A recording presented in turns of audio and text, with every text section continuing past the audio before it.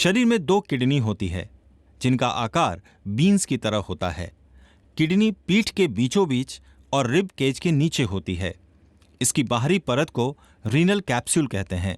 ये पतली सी परत किडनी की सुरक्षा करती है।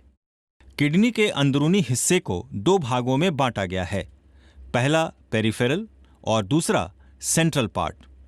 पेरिफेरल पार्ट किडनी के अंदरूनी हिस्से का बाहरी भाग है। इसमें मौजूद होता है कॉर्टेक्स और मेडुला।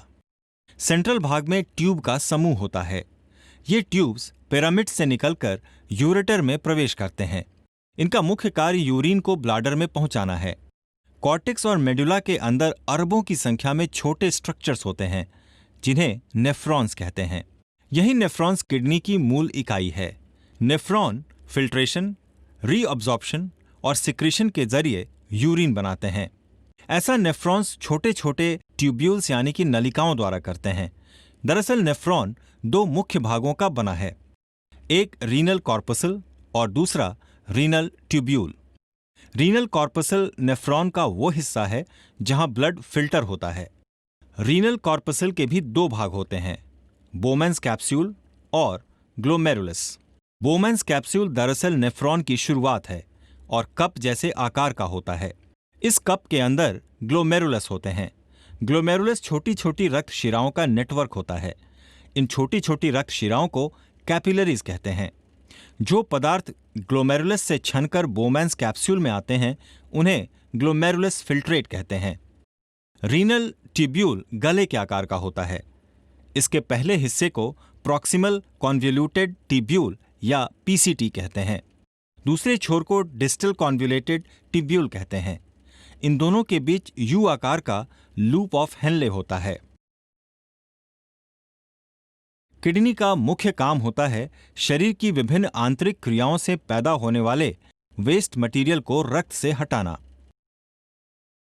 ये कार्य नेफ्रॉन्स द्वारा अंजाम दिया जाता है। नेफ्रॉन्स ही किडनी में रक्त को साफ करके बेकार के पदार्थों को अलग कर यूरिन में बदल देते हैं। फिर यही यूरिन यूरेटर में पहुंचकर शरीर से बाहर निकल जाता है। खून के वेस्ट मटेरियल की सफाई किडनी 3 प्रोसेसेस के जरिए करती है, फिल्ट्रेशन, रीअब्जॉर्प्शन, सिक्रीशन। यूरिन बनने की शुरुआत होती है फिल्ट्रेशन से। फिल्ट्रेशन रीनल कॉर्पसल्स में लगातार चलने वाली प्रक्रिया है। जब रक्त ग्लोमेरुली से गुजरता है तो उसमें मौजूद फायदेमंद रसायन और घुले हुए बेकार के पदार्थ मेम्ब्रेन्स द्वारा छान लिए जाते हैं। ग्लोमेरुली से ये छना हुआ रक्त अब बोमैन्स कैप्सूल में पहुंच जाता है, जिसे ग्लोमेरुलर फिल्ट्रेशन कहते हैं।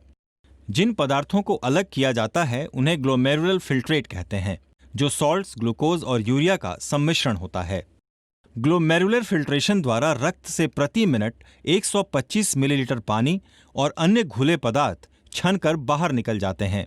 लेकिन ग्लोमेरुलर फिल्ट्रेशन द्वारा अलग किया गया पानी और अन्य पदार्थ सभी यूरिन में तब्दील नहीं हो जाते। फिल्ट्रेशन के बाद जो फायदेमंद पदार्थ होते हैं वो वापस खून में मिलकर शरीर की आवश्यकताओं की पूर्ति करते हैं। रीअब्जॉर्प्शन को कुछ ऐसे समझा जा सकता है, यदि शरीर में सोडियम और ग्लूकोज जैसे जरूरी पदार्थों की मात्रा कम होती है तो इनको नियमित करने के लिए किडनी इन्हें रीअब्जॉर्ब करती है। इससे रक्त में सोडियम और ग्लूकोज की मात्रा संतुलित रहती है। अगर किसी कारण इनकी मात्रा बढ़ती है तो किडनी शरीर में इनका रीअब्जॉर्प्शन कम कर देती है।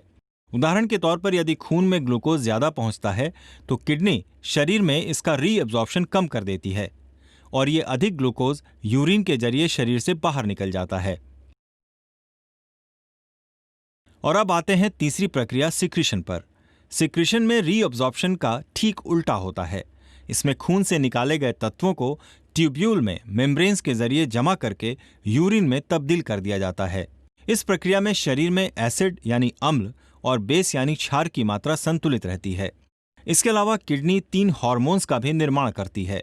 एक्यूट रीनल फेलियर और क्रॉनिक रीनल फेलियर दोनों में ही रीनल ट्यूब्यूल्स या नेफ्रॉन्स में स्वेलिंग या इन्फ्लेमेशन हो जाती है। इस अवस्था को नेफ्राइटिस कहते हैं। CRF यानी क्रॉनिक रीनल फेलियर में किडनी की कार्यक्षमता धीरे धीरे कम होती जाती है। इससे अंदरूनी वातावरण का संतुलन बिगड़ने लगता है।